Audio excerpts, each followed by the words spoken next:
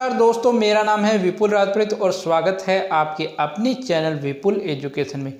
दोस्तों, रीट एसएस की जो स्पेशल क्लास है आज हम जो है इसका दूसरा जो पहली यूनिट का दूसरा टॉपिक है वो स्टार्ट कर रहे हैं और इस दूसरे टॉपिक का नाम है दोस्तों वैदिक सभ्यता। हाँ दोस्तों, आज से हम वैदिक सभ्यता प्रारंभ कर रहे हैं। तो देखो, वैदिक सभ्यता के बारे में चर्चा कर लेते हैं। वैदिक सभ्यता क्या थी कि जो सिंधु घाटी सभ्यता है इसका पतन हो गया था। सिंधु घाटी सभ्यता के पतन के बाद जो सभ्यता अस्तित्व में आई वो सभ्यता थी दोस्तों वैदिक सभ्यता। यानी जब सिंधु घाटी सभ्यता समाप्त हो गई, खत्म हो गई, तो उसके बाद अस्तित्व में आई थी दोस्तों वैदिक सभ्यता।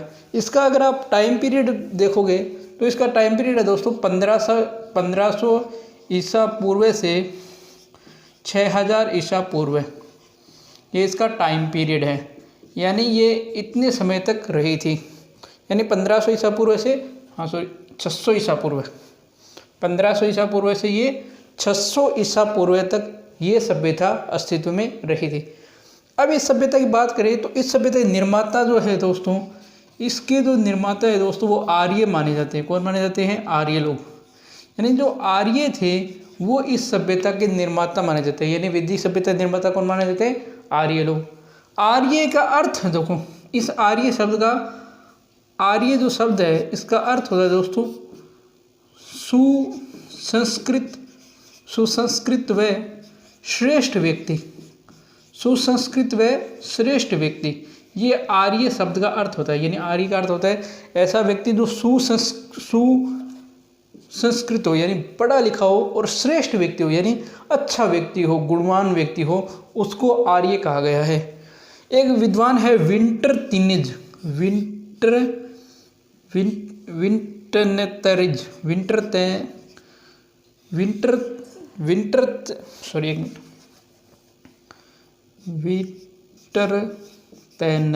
विंटरतेनज नाम है इसका।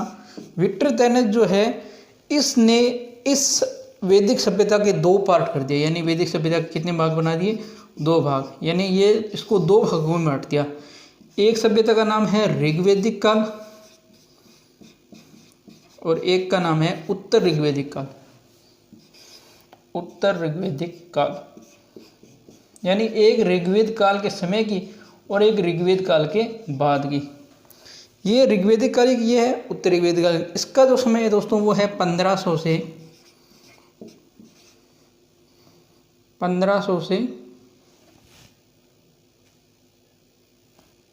इसका समय है दोस्तों 1500 से 1000 और इसका समय है दोस्तों 1000 से 600 ईसा पूर्व। यानी ये इन दोनों का समय है। ये तो 1500 से 1000 ईसा पूर्व है और ये 1000 से 600 ईसा पूर्व है। इसका जो मुख्य केंद्र है दोस्तों वो था सप्त सैंधव प्रदेश। क्या था? सप्त सैंधव प्रदेश। इसका मुख्य केंद्र था सप्त सैंधव प्रदेश और इसका मुख्य केंद्र था दोस्तों गंगा यमुना दो आब। गंगा यमुना दो आब, यानी ये इसका प्रमुख था। तो आपको ध्यान रखना है कि ऋग्वैदिक काल है 1500 से 1000 ईसा पूर्व और उत्तर ऋग्वैदिक काल है 1000 से 600 ईसा पूर्व। इसका मुख्य काल सप्त सैंधव प्रदेश, इसका मुख्य काल गंगा यमुना दोआब। आगे दोस्तों देखो, शतपथ ब्राह्मण ग्रंथ के अनुसार, एक ब्राह्मण ग्रंथ है शतपथ ब्राह्मण ग्रंथ, जो कि इस वैदिक सभ्यता में आपको बहुत बार देखने को मिलेगा। शतपथ ब्राह्मण ग्रंथ के अनुसार जो उत्तर वैदिक काल है दोस्तों, ये उत्तर वैदिक काल, इसका जो विस्तार है दोस्तों उत्तर वैदिक काल का, इसका विस्तार दोस्तों सदा नीरा नदी तक था। विस्तार है कहाँ तक था? सदा नीरा नदी, जो कि वर्तमान जो गंडक नदी है इस तक था। यानी शतपथ ब्राह्मण ग्रंथ के अनुसार उत्तर वैदिक काल का जो विस्तार है दोस्तों वो सदा नीरा नदी या गंडक नदी तक था। इसके अलावा आर्यवर्त कहते हैं। आर्यवर्त किसे कहते हैं दोस्तों? हिमालय से लेकर विंध्यन पर्वत तक और आपके पश्चिमी समुद्र से लेकर पूर्वी समुद्र तक का जो हिस्सा था दोस्तों ये आर्यवर्त कहलाता था। यानी हिमालय से लेकर विंध्यन तक और पूर्वी समुद्र से लेकर पश्चिमी समुद्र तक का जो भी हिस्सा था दोस्तों, जितना भी भाग था वो आर्यवर्त कहलाया। और एक है ब्रह्मवर्त। ब्रह्मवर्त दोस्तों सरस्वती और द्वेषदत्ती दो नदियां हैं सरस्वती व द्वेष दत्ती।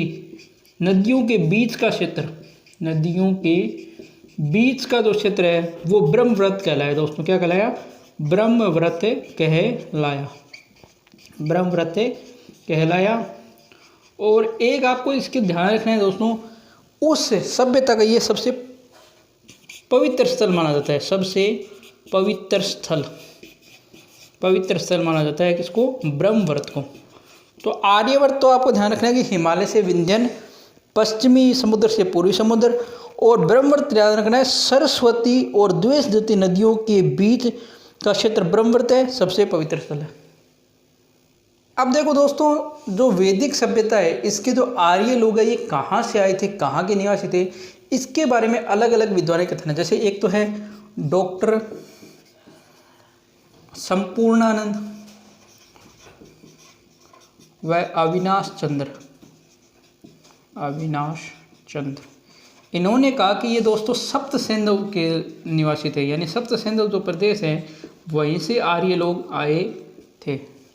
और हमारे भारत के बहुत बड़े स्वतंत्र सेनानी महान व्यक्ति बाल गंगाधर तिलक जी ने कहा कि ये लोग दोस्तों कहाँ से आए थे? ये दोस्तों आए थे आपके उत्तरी ध्रुव से आए थे। कहाँ से आए थे? उत्तरी ध्रुव के निवासी थे। इसके अलावा दोस्तों स्वामी दयानंद सरस्वती